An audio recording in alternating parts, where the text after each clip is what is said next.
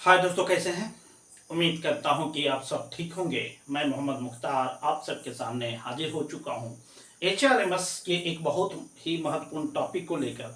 आज जिस टॉपिक पर हम आपसे बात करने वाले हैं वो कर्मचारियों से लेकर एक लेटेस्ट प्रॉब्लम से संबंधित है। जब से एचआरएमएस मॉड्यूल लॉन्च हुआ है और खासकर उनमें म्यूचुअल ट्रांसफर या ऑन रिक्वेस्ट ट्रांसफर से संबंधित जो मॉड्यूल लॉन्च किया गया है उसमें बहुत सारे कर्मचारियों को एक बहुत बड़ी समस्याओं का सामना करना पड़ता है।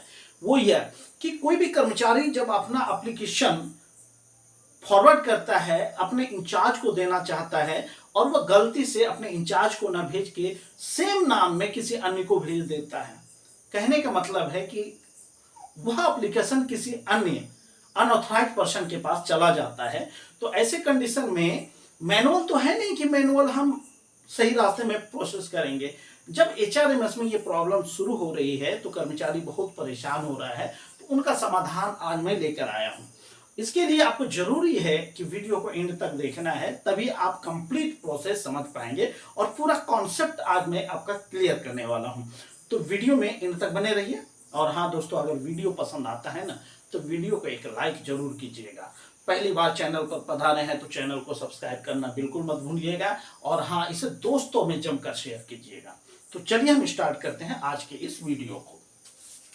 आप यहाँ पे देख रहे हैं कि हमने लिखा है reassign transfer case in HRMS.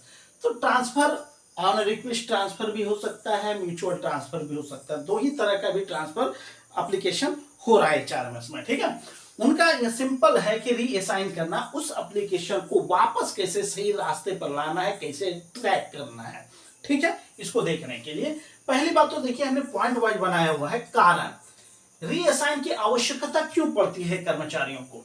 पहली चीजें है आवेदन गलत एचआरएमएस आईडी में भेज देना। यहां तो क्लियर है, आवेदन गलत एचआरएमएस आईडी में भेजने का मतलब है जैसे कि कर्मचारी ने प्रोसेस करना चाहा, अपने अधिकारी का नाम सर्च किया, सेम नाम कई एचआरएमएस आईडी से संबंधित हो जाता है, नाम में थोड़ा बहुत डिफरेंट होता है और वह जाने अनजाने में गलत आदमी को भेज देता है। दूसरी स्थिति यह हो सकती है कि मान लीजिए प्रोसेस तो हो गया, कर्मचारी ने सही आदमी को डाला है, लेकिन उससे आगे जब हम फॉरवर्ड करते हैं, सपोज मैं as a DC dealing clerk हूं, मैं भी जब आगे फॉरवर्ड करूंगा तो मैं भी किसी अधिकारी के पास प्रोसेस करूंगा, वहां पर हम भी गलती कर सकते हैं कि संबंधित अधिकारी को भेजने के बजाय हम किसी और पर्सन को भेज देते हैं। तो ये स्थिति हो सकता है कि आवेदन गलत एचआरएमएस आईडी में भेज देना। ये चीज हो गई। एक कंडीशन तब होती है कि आवेदन सही आदमी को भेजा गया है, लेकिन वहां भी एक कंडीशन यह उत्पन्न होती है, यहां देखिए लिखा है आवेदन जिसकी एचआरएमएस आईडी में पेंडिंग है उसका ट्रांसफर हो जाना है। सिंपल है कि आवेदन सही आदमी के आईडी में है, लेकिन हम आप जानते हैं कि रेलवे में एक पोस्ट पे परमानेंट किसी भी व्यक्ति पर को नहीं रखा जाता, समय समय पे उनका चेयर चेंज होता है। तो स्वभावतः यदि मैं एज ए डीसी मेरी आईडी में किसी का एप्लीकेशन पेंडिंग है और मेरा ट्रांसफर हो जाएगा तो मेरा आईडी भी ट्रांसफर होगा, यानी मेरी आईडी वो हो जाती है, जॉब पर मेरी आईडी है, लेकिन सेम काम के लिए अगर कोई डीसी बहाल होता है तो उनकी आईडी में होना चाहिए, वो अभी तक मेरी आईडी में है। तो ऐसी भी स्थिति हो सकता है कि जिनकी आईडी में एप्लीकेशन पेंडिंग है उनका ट्रांसफर हो जाना, रिटायरमेंट हो जाना, कुछ भी हो सकता है। तो ऐसी स्थिति में भी रीअसाइन की आवश्यकता पड़ती है। तो आई होप कि आपको ये दोनों चीजें समझ में आ गया होगा, ठीक है। अब देखिए अगला क्या है, रीअसाइन जो ऑथोरिटी है ये रीअसाइन कौन करेगा। दूसरा सवाल ये होता है कि ठीक है ये समस्या उत्पन्न हुई है, तो इसको सोल्व करने के लिए जो कॉम्पिटेंट ऑथोरिटी वो कौन है, तो उसका सिंपल सा है यूनिट एडमिन की एचआरएमएस आईडी। मतलब रीअसाइन जो करने का पावर है वो एकमात्र यूनिट एडमिन को होता है। अब यूनिट एडमिन समझ लीजिए वो क्लास 1 ऑफिसर होता है, ठीक है, गजेटेड ऑफिसर कर दें या क्लास 1 ऑफिसर कर दें, वो होता है, उसमें कर्मचारियों को घबराने की आवश्यकता नहीं, वो ढूंढ लिया जाएगा, आराम है ढूंढना, वो अपने इंचार्ज से या अपने डीलिंग क्लर्क से मिलकर इसका समाधान कर सकता है। तो इसका सिंपल सा फंडा हो गया कि यूनिट एडमिन ही अपनी एचआरएमएस आईडी से रीअसाइन कर सकता है। अगला हमने टॉपिक बनाया है कि रीअसाइन के लिए क्या आवश्यक है, ठीक है। गलती हो गई है, आवेदन किसी अन्य पर्सन के पास है, उनको मुझे किसी अन्य अधिकारी या जो भी ऑफिसर है उनकी आईडी में भेजना है। तो उनके लिए हमें किसकी आवश्यकता पड़ती है? उसके लिए हमें आवश्यकता पड़ती है कर्मचारी का एप्लीकेशन नंबर, चाहे वो म्यूचुअल ट्रांसफर को हो, चाहे ऑन रिक्वेस्ट ट्रांसफर हो। जब आप प्रोसेस करते हैं तो उस एप्लीकेशन का नंबर जनरेट होता है, वो सेल्फ जनरेट होता है, उसको पहचानना बहुत मुश्किल नहीं है। सिर्फ उसका ये एप्लीकेशन नंबर आप देख लेंगे। सपोज हमने एक उदाहरण देख रखा है, एक का म्यूचुअल ट्रांसफर है, उसका ये नंबर है MT00002096। ये एप्लीकेशन नंबर है, एक उदाहरण के लिए मैंने लिख रखा है, आपका अन्य नंबर भी हो सकता है। तो ये 3 महत्वपूर्ण पड़ाव है रीअसाइन करने के लिए, ठीक है। यहां तक आई होप कि कोई दिक्कत नहीं, कारण पता चल गया, कौन रीअसाइन कर सकता है वो पता चल गया, और रीअसाइन करने के लिए हमें किसकी आवश्यकता होती है तो आप समझ गए। यदि आपके साथ ये प्रॉब्लम हुई है तो जब आप आवेदन करेंगे तो आपको किस चीज की आवश्यकता पड़ सकती है, आप अपने एप्लीकेशन नंबर को जरूर बताएंगे, उसके बाद वो सॉल्व हो जाएगा। अब देखिए इधर मैंने दे रखा है कि इनका प्रोसेस कैसे होगा, ठीक है। यह समस्या जनरेट हो गई है, अब इसका समाधान कैसे करना है तो हम यहाँ पे पॉइंट वाइज पॉइंट हमने लिख रखा है। आप चाहें तो इसको कहीं पे भी लिख लीजिए या इसका स्क्रीनशॉट ले लेंगे तो भी काम हो जाएगा। तो देखिए एक एक करके समझने का प्रयास करना है। यह काम शुरू कौन करेगा? रीअसाइन का यूनिट एडमिन करेगा, ठीक है, एकदम इजी है समझना। यूनिट एडमिन अपना HRMS ID लॉगिन करेगा, हर कोई अपना लॉगिन करता है, ठीक है। जैसे वो लॉगिन करेगा उसके बाद उसको रोल चेंज करना पड़ेगा, ठीक है। एक आम कर्मचारी के पास जो HRMS में रोल होता है वो ई का होता है, रोल ई होता है, ई मतलब एम्प्लॉय। उसके बाद जैसे जैसे अधिकार मिलता है कर्मचारियों को, उनके पास HRMS ID में रोल का ऑप्शन रहता है। जैसे मेरे पास DC है, PIA है, मतलब हर तरह का होता है, पास क्लर्क है वो होता है, लोन से संबंधित भी क्लर्क होता है, उस तरह का जो भी है, तो सबके पास अपना अपना होता है। तो वो रोल चेंज करेगा, और वो रोल क्या करेगा? यूए का मतलब ही है यूनिट एडमिन रोल कर लेगा। अगला फिर यूनिट एडमिन का जब करेगा तो ये बाएं साइड जानते हैं कि मेन मेन्यू है और उसमें बहुत सारे ऑप्शन है, तो ये मेन मेन्यू में जाएगा और ट्रांसफर वाले ऑप्शन में जाएगा, ठीक है।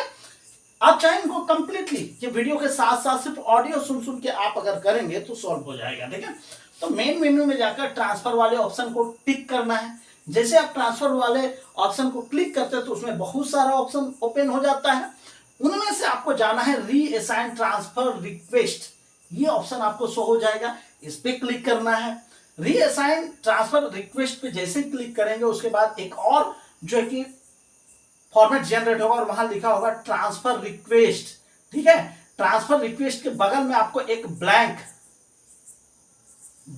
ये खाली जगह दिखेगा। तो भाई ट्रांसफर रिक्वेस्ट का रीअसाइन ट्रांसफर रिक्वेस्ट वाले कॉलम में गए, उसके बाद ये ट्रांसफर रिक्वेस्ट खुलेगा, वहां पे एक खाली घर इस तरह का होगा। तो खाली घर में आपको क्या डालना है? यही एप्लीकेशन नंबर जो हमने बताया। तो यहां से चाहे लिख कॉपी कर सकता है या यहां से लिख कर यहाँ एप्लीकेशन नंबर लिख देगा, यहां से कॉपी करके यहाँ पेस्ट कर देगा तो भी चल जाएगा, अगर वो लिख देगा तो भी चल जाएगा। जैसे एप्लीकेशन नंबर आप डालते हैं बगल में गो का बटन रहता है, सब जानते हैं। आईडी जब लॉगिन करते हैं तो गो का मतलब सब समझ में आ रहा है। एप्लीकेशन नंबर लिखकर फिर गो करेंगे, ठीक है। गो करने के बाद जैसे गो करेंगे तो एक और डैशबोर्ड ओपन हो जाएगा, रीअसाइन रिक्वेस्ट, मतलब अब आपको काम करना है। यहीं पे खेला होता है। वो क्या खेला होता है देखिए, जैसे आप रीअसाइन रिक्वेस्ट पे जाते हैं आपको 3 ऑप्शन यहाँ पे ओपन हो जाता है। 3 ऑप्शन, पहला ऑप्शन होता है रीअसाइन टू स्टेज, मतलब रीअसाइन किसको करना है, किस स्टेज को भेजना है। दूसरा रीअसाइन टू एम्प्लॉय, किस एम्प्लॉय को भेजना है। और तीसरा इंटर रिमार्क्स रहता है, उसमें अपना रिमार्क डालिए। तो जैसे रीअसाइन टू स्टेज पर वहां पे टिक करने का ऑप्शन रहता है, यहाँ लिखना नहीं है, टिक करना है। जैसे आप टिक करेंगे तो आपके सामने 2 ऑप्शन हो जाएंगे, forward to branch officer, forward to dealing clerk, इस तरह का लिखा रहेगा। तो जाहिर सी बात है कि ये गलत अगर ब्रांच ऑफिसर को गया है तो unit admin transfer to branch officer लिख देगा। अगर ब्रांच ऑफिसर से गलती हो गई है, किसी अन्य की आईडी में चला गया है, तो भाई ये जो यूनिट एडमिन है इसको फॉरवर्ड टू डीसी करेगा, मतलब वहां से उठा के डीसी की आईडी में डालेगा। तो इनमें से कोई एक ऑप्शन चूज करना है जरूरत के हिसाब से, जैसा आपको जरूरत है। उसके बाद ये हो गया, सपोज ब्रांच ऑफिसर कर्मचारी ने गलती किया है, किसी अन्य पर्सन को भेज दिया है, सही ब्रांच ऑफिसर को भेजना है। तो ट्रांसफर टू ब्रांच ऑफिसर यहाँ पे हमने सिलेक्ट कर दिया। उसके बाद आता है रीअसाइन टू एम्प्लॉई। अब जिस ब्रांच ऑफिसर को भेजना है उसका HRMS ID यहाँ पे डालना है, तो क्या डालेंगे, इस ब्रांच ऑफिसर का HRMS ID डालना है ना। चाहे डीलिंग क्लर्क को भेजना है उसका HRMS ID यहाँ डालेंगे, वो नाम शो कर जाएगा। जैसे HRMS ID डालेंगे उस पर्सन का नाम यहाँ शो होने लगेगा। उसके बाद यहाँ पे आप रिमार्क्स लिखेंगे, यह यूनिट एडमिन अपना रिमार्क्स लिखेगा, है ना। रिमार्क्स समझ रहे हैं, अपने हिसाब से आप सुविधा अनुसार कुछ भी लिखिए, ताकि ऐसा रिमार्क्स लिखिए कि इस पर्सन को वो समझ में आ जाए क्यों असाइन किया गया है मुझको। तो यहाँ पे लिख देगा रॉन्ग एंट्री या रॉन्ग फॉरवर्ड, इस तरह कुछ भी लिख देगा, हो जाएगा। और जैसे ये तीनों आप कॉलम भर लेते हैं उसके बाद नीचे ऑप्शन आता है सबमिट का, और जैसे ही आप सबमिट करते हैं, सबमिट बस बटन दबाने के साथ ही आपको दो ऑप्शन दिखने लगता है, यस और नो। नो का मतलब होता है कि यदि आपने कोई गलती किया है तो नो करके फिर से सही कर लीजिए, और यस का बटन दबाने का मतलब है कि इसके बाद आप वापस नहीं कर पाएंगे, किसी प्रकार की चेंजिंग नहीं कर पाएंगे। तो उसके बाद हम यस बटन क्लिक करेंगे, और यस बटन क्लिक करने के साथ ही ये जो एप्लीकेशन है वो सही आदमी के पास चला जाएगा, सही अधिकारी या सही डीलिंग क्लर्क की आईडी में चला जाएगा। आई होप कि आपको रीअसाइन से संबंधित प्रॉब्लम सोल्व हो गया होगा। उम्मीद करता हूं कि यह वीडियो आपको पसंद आया होगा, और हाँ दोस्तों, अगर पसंद आता है तो लाइक कमेंट सब्सक्राइब जरूर कीजिए। तो चलिए मिलते हैं किसी अन्य वीडियो में किसी अन्य समस्या के साथ। तब तक खुश रहिए, आबाद रहिए, अपनी जिंदगी में आगे बढ़िए। Thank you. जय हिंद, जय भारत।